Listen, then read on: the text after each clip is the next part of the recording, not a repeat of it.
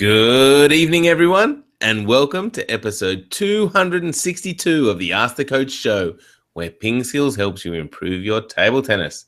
In today's show, we'll present the drill of the week and answer questions on Jorgen Person's coaching, developing your own service style, hybrid rubbers, and calculating where the ball will land. I'm Jeff Plum, and as always, Super Coach Alois Rosario is here with me to answer your questions. Welcome, Alois. Thank you, Jeffrey. Yes, and it's good to be back on a roll doing these Ask the Coach shows. Some good comments coming through. Certainly is, and your internet is looking remarkably clear tonight, which is great for the show. Excellent. Good on you. Excellent, Telstra. Yeah, well done.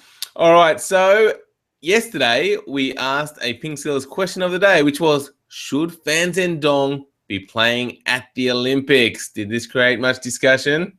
Yeah, a bit of discussion, and as we suspected, everybody thinks that he should be there. Ignacio said, why not? And that's what I reckon. Why not? Robert Syme said yes. Fabio said yes. Liu Shiwen too, not to mention Zhu Xin and Zhu Yuling. I agree. Mukul, yes, of course. And Pakesh said even more so Liu Shiwen deserves a singles place over both the others. And I like the fact that Ding Ning's in there because she's been tested and true. But Liu Shiwen, number one. How can you leave her out? So yes, overwhelmingly sentiment, he should be there. He should be at the Olympics. Yeah, it would make it just better to have the top players there, I think. But then I don't know, how do you change the Olympics? You got the rules in place, so it is what it is. It is, isn't it? Yeah, and it'd be nice, but we'll just see. I think in general, it's just better to have the best players in the world there, isn't it? Yeah, definitely. A lot of it has come about because the Chinese were always just seen as this clump of players, that they were just the Chinese. But I think the ITTF now are starting to personalize these guys a bit more. So it's not so now. I don't think it's such an issue. If there's more than two Chinese, before it was just like, the Chinese. But now, we know a little bit more about the life of Zhang Zike and Ma Long and those sort of guys. And I think maybe down the track, at the Tennis US Open, they don't limit that to two players from the US or anything. No, but what about in the Olympics in the tennis, they might. Yeah, they do. They do that. Yeah, that's true. So, the Olympics are different. And at the World Championships, they allow more in. But I think what you said about personalising the players is definitely right, because now people might go, I like Ma Long better than Zhang Zike. So they're definitely not just saying, they're the Chinese. They are definitely looking at the individuals. Yeah, absolutely. And the other thing is that now gold medal is definitely seen as the pinnacle of the sport in table tennis, whereas in tennis, in golf, in those sort of sports, it isn't. The tennis players almost, the Olympic gold medals maybe, fifth at best, and probably further down the track as far as prestige is concerned.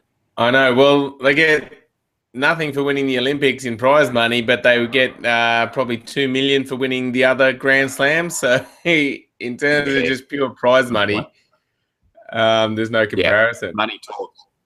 Indeed. That's right. Indeed. All right. Well, that moves us on to today's related PingSkills question of the day, which is, how many provincial Chinese players do you think there are that are better than the number 50 player in the world? So you need to have your numbers hats on here. How many Chinese players do you think, how many provincial Chinese players do you think there are that are better than the number 50 player in the world? Love to hear your thoughts. Jump on to our Facebook page at facebook.com/PingSkills or onto the PingSkills blog at pingskills.com and let us know. Yeah, so just as a guide for you guys, currently number 50 in the world, man from England, Liam Pitchford. There you go. Interesting. Good one. All right. Now it is Wednesday, which means we are presenting the drill of the week. What have you got for us today? Yeah, so today's is a pretty simple drill. It's one person playing forehand topspin from their forehand corner, and they're going to be hitting the ball to two positions. So the other person is going to block on the forehand and on the backhand. So we do a lot of drills where the blocker is playing from the one position to lots of different positions and varying it. But this is a little bit of a change in pace, where the person doing the topspin now is varying where they're hitting the ball to. So this is a really good drill, because in a match situation, often we find that players really like just hitting the ball. You know, when they're attacking, they always attack to the one position.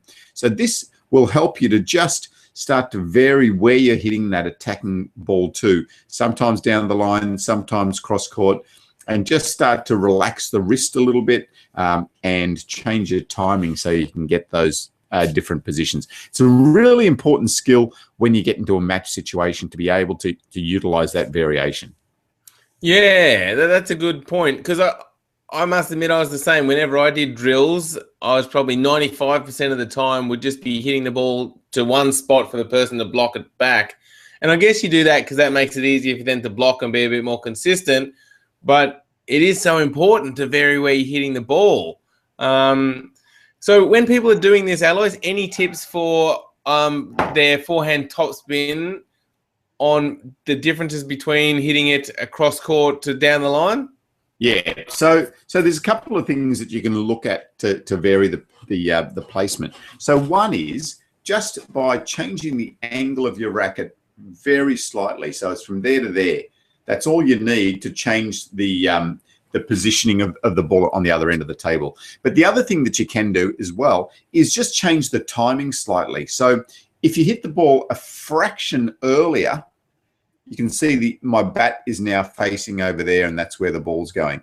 But if I hit the ball a little bit later, then my racket is facing down the line. So just by changing, and it's not much, it's just either hitting it here or hitting it here, you now get a different result as to where the ball ends up. So think about those two ways of varying the positioning of your attacking ball. Excellent. All right. So next time you're out in the court, just have a go at this routine. Your forehand topspin to your opponent's forehand and then backhand. Just practice varying where you're hitting the ball. Excellent drill.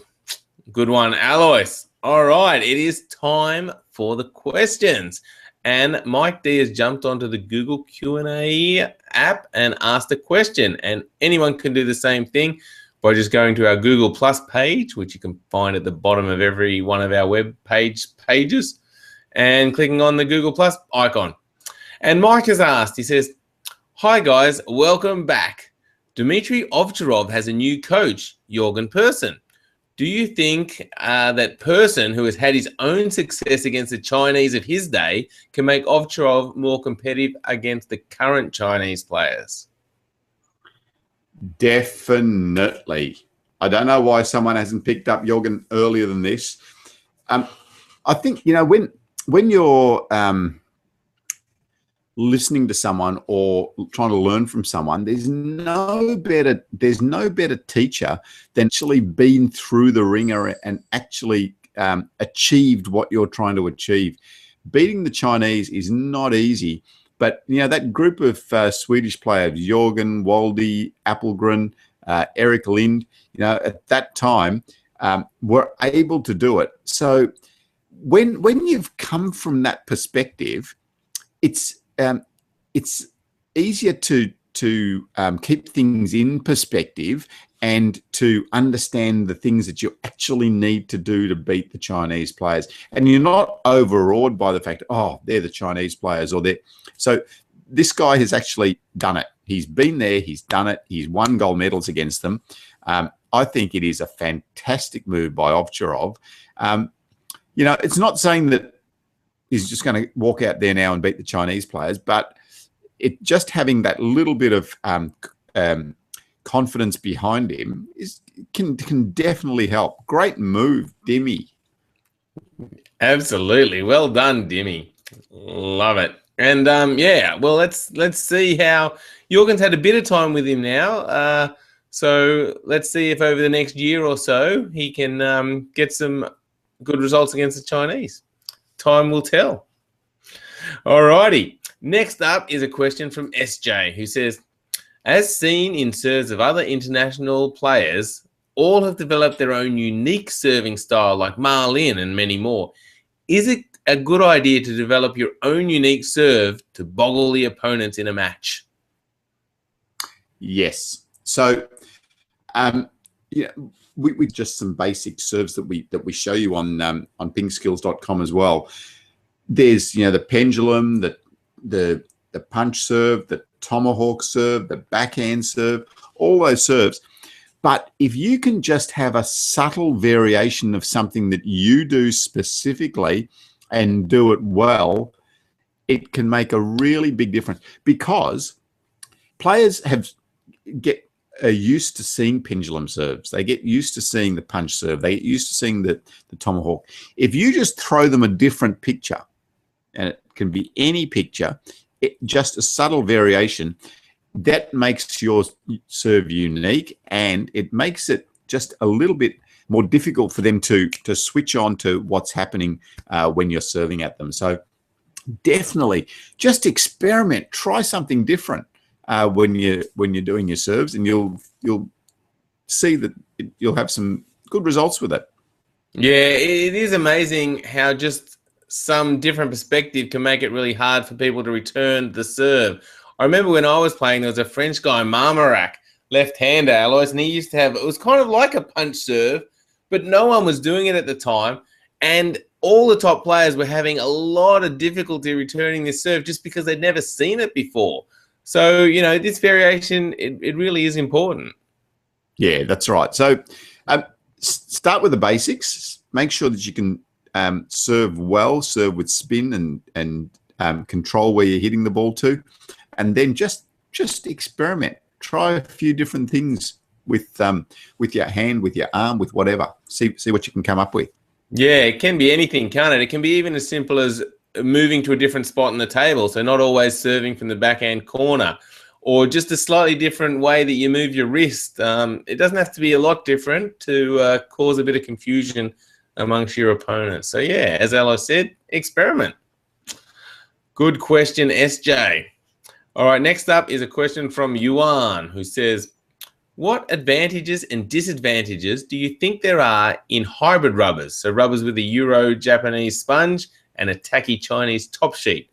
Also, would you advise the use of these rubbers, or is it better just to choose one or the other? I love them. My favorite rubber that I ever played with, I reckon, was a friendship rubber that had the cream sponge, the lighter color, but also softer sponge. For me, it just gives you a nice balance between that the control and the spin. So yeah, I really like them. But you know, it's really just a matter of preference for yourself. It's a matter of what you like the feel of. I mean, some people just like, you know, the Euro sponges and Euro rubbers. Some people like the Chinese rubbers. I used to love what you call the hybrid rubber, soft sponge, tacky top, maresi.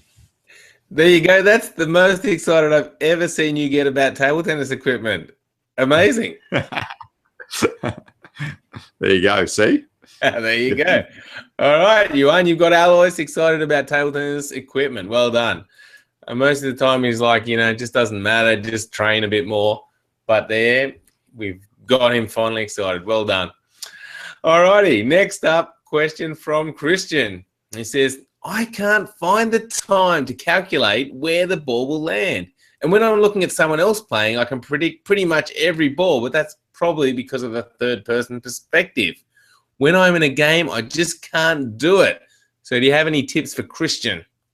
Yeah. So, Christian, firstly, the reason that when you're looking at it from out there, it's a little bit easier is because you're a lot calmer and more relaxed. And so in that state, then it's easier to see where the ball is. When you're in the heat of the battle, sometimes you get a little bit tighter. And one of the first things that stops when you get a little bit tighter is your eyes. Your focus and your change of perspective of focus slows down. So just remaining relaxed is going to help you, firstly, to track that ball.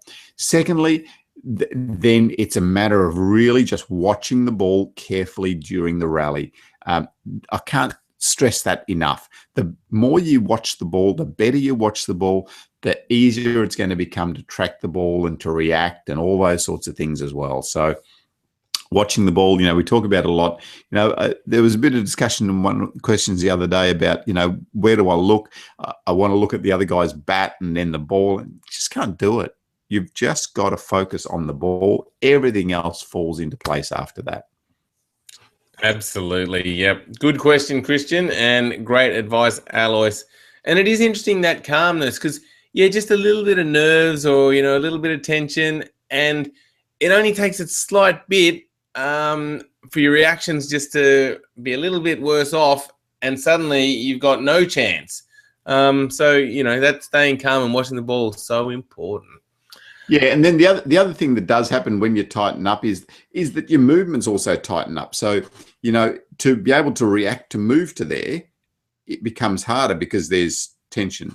When you're relaxed, then it's easy to move from side to side as well. So, there's lots of things that that your emotional level will change. Indeed. All right. And if you want more information about that emotional level, check out our sports psychology lessons at PingSkills.com. Okay, next up, Victory has asked a question. He says, I know it's early, but who do you see winning the Olympics?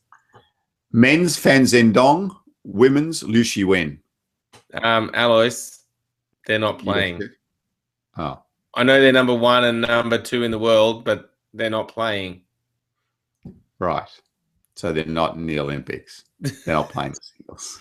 It has to be Ma Long, surely. Who's going to beat him? He's unbeatable, except for last week in the Japan Open. Yeah. Ma Long and Ding Ning for me. There you go. Ma Long, Ding Ning. Yep, you heard it first. Jeff's called it. Yeah, Jorgen Person's going to do well with Ovcharov, but he's not going to beat the Chinese. Not well enough? No. Not just yet. Maybe a year or two before that.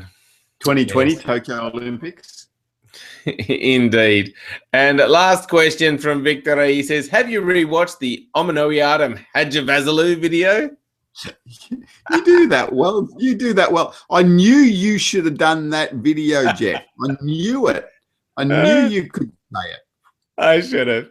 All righty. That wraps up today's show. Thanks, everyone, for watching. Make sure you check out pingskills.com, and thank you, Alois. Thanks, Jeff. And Jeff, now's the time you've got to put the splash screen on. Splash screen. We always forget the splash screen. Here it comes. This one? Excellent. See you, everyone. Bye.